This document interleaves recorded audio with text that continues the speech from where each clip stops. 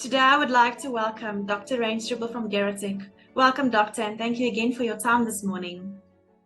Hi, Madeleine. It's good to be back with you. Thanks. Today, Dr. Stroebel talks to us about his chapter, The Violence of Translation, which forms part of his doctoral research on storing elderliness in Hamburg, a critical rhizolinguistic narrative journey. Now, Doctor, can you briefly explain and describe the central theme of the chapter titled The Violence of Translation? Yeah, so I did my research through the University of Stirling in Scotland, so the British Academy. And the more I listened to the stories of the people in Hamburg, and this particular vernacular of what is known as Afrikaaps, and of course with the background of colonialism and apartheid and knowing the history of Afrikaans in South Africa, I became very aware of not only the beauty of the language, but how significant Afrikaaps is from a political perspective, but also from a linguistic and narrative perspective. I think everyone knows a version of the history of Afrikaans, but very interestingly, I discovered, to my embarrassment, that the story that I was told about Afrikaans is not the true story. That the first Afrikaans that was ever written was as a translation of the Quran by the Malay people at the Cape of Good Hope to make the Quran more accessible. So it wasn't really the genootskap van regte Afrikaners as we were taught at school. However, be that as it may, we also know that after British colonization, the British tried everything in their power to erase Afrikaans from the mouths of the people who spoke it. Of course, the resistance to that just, made the language, I think, even stronger. And then during apartheid, Afrikaans became the language of the oppressor. And interestingly, many people would speak Afrikaans at home, but in public would speak English, as they did not want to be associated with the apartheid government and the Afrikaans language. So it has a very complex and in certain ways controversial history. And I became aware that if I would take Afrikaans and translate it, it could be considered another form of violence within the context of colonialism and apartheid. And of course, then, thanks to my supervisors, were guided towards this thought, this theory of the violence of translation. So you can imagine that it took quite a bit of effort and a bit of a power struggle to convince my university that I am going to keep the core text of the stories in Afrikaans.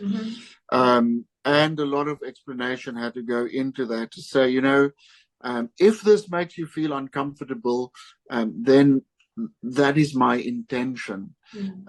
We need to know that the language, the narrative, the story is a sacred rendering. And to translate it into English merely as an academic exercise or to make it accessible could be considered another form of what is known as slow violence. I must say the university was very understanding, and in my final viva, I asked the external and internal examiner, what did you do with all this text that you couldn't understand? And of course, they used Google Translate, and I dread to think what came out. Exactly. But also, interestingly, during the time that I was writing, Afrikaaps, the local Afrikaans, became one of our recognized languages. And I know there are a lot of purists who scream and shout against Afrikaaps, but it is even more beautiful and more descriptive than the Afrikaans that we know. And I'm very, very proud that I could capture Afrikaaps in my thesis, and that it is now in the British Academy,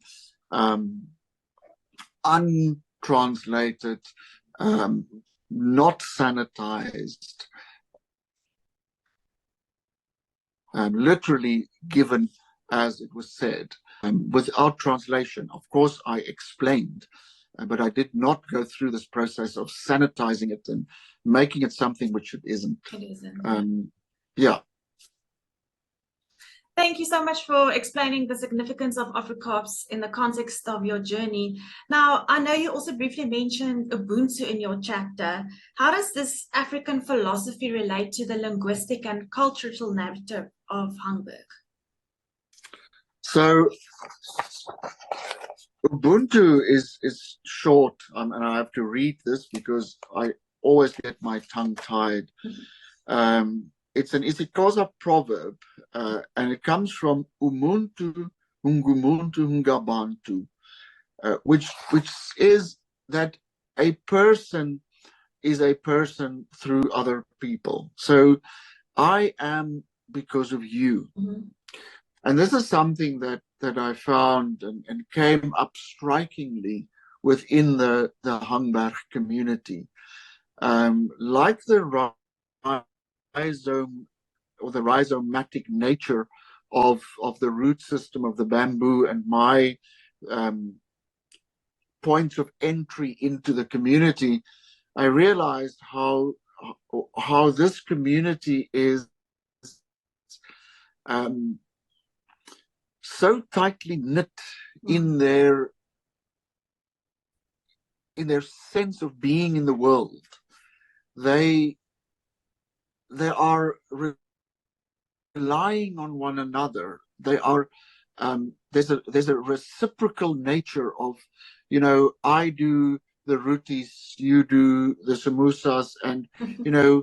we support one another. There is an incredible sense of Ubuntu, that the children of the community are shaped by the community. The things that we hear about, it takes a village to raise a child.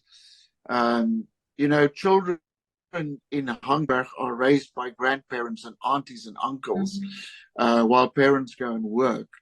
But they are connected. There's a strong sense of what we call in Afrikaans geborgenheid,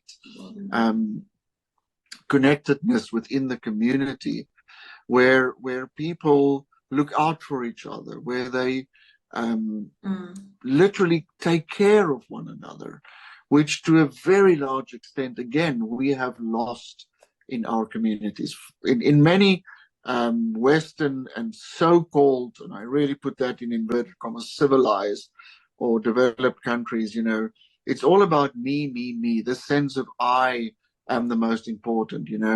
In Hamburg and in Ubuntu, it's the importance of community before the importance of the individual, that sense of belonging and connectedness.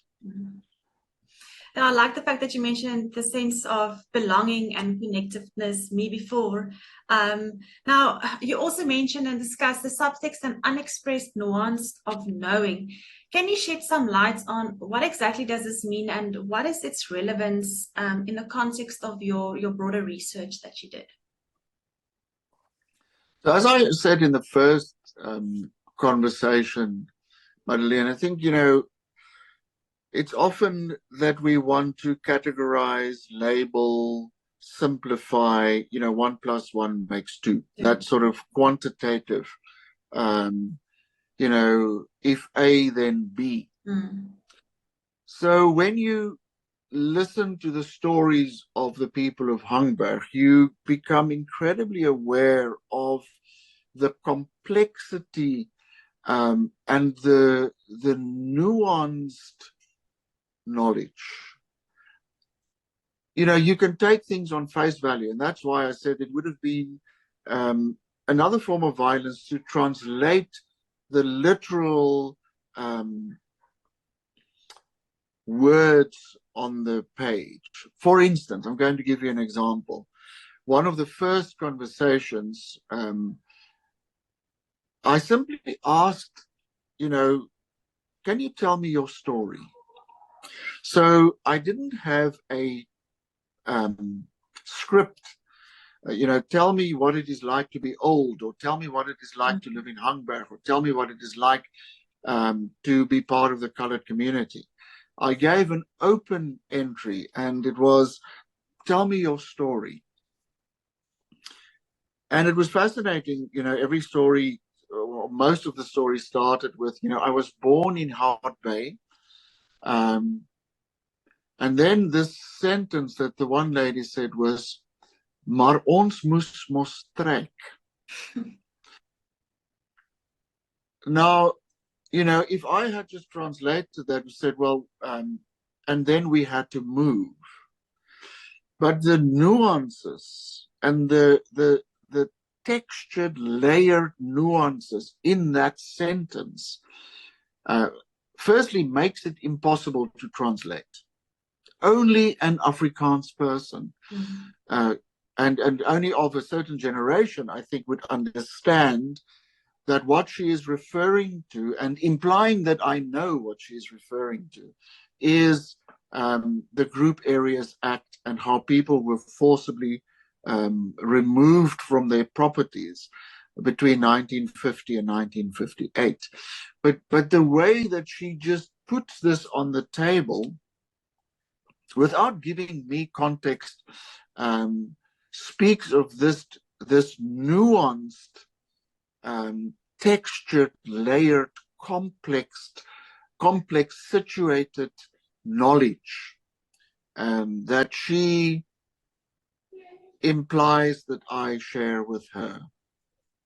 And then also, what made it even more nuanced, and what you will only know once you listen to the recordings of the story, are these incredible silences where something like this, ons moes mos trek, is put on the table, but left there and left with a silence for it to perhaps sink in, perhaps crystallize, have an impact.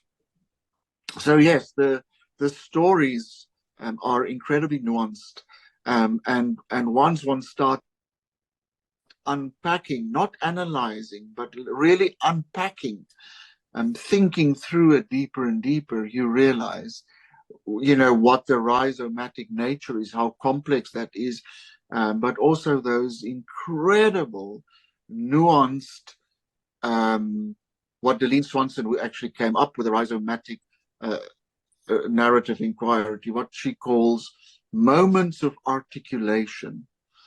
And these moments of articulation often took my breath away. And literally right at the first conversation, this ons moes mos trek was such a moment of articulation for me. And the way that it is expressed, the complex, nuanced knowledge that is situated in that sentence, and the silence that follows it. Thank you, Dr. Rayne, and thank you for sharing your insightful information and perspective on the violence of translation, briefly giving us a broad overview of the significance of Afrikaaps, the fact and the importance of the narrative, of the linguistic and the cultural aspect of Ubuntu, as well as the nuance of knowing. Now, in the next final installments of our series, we will delve a bit deeper into the importance of the powerful narratives of Hangberg and the lasting impact of its stories. Thank you so much for your time, and I look forward to chatting to you again soon.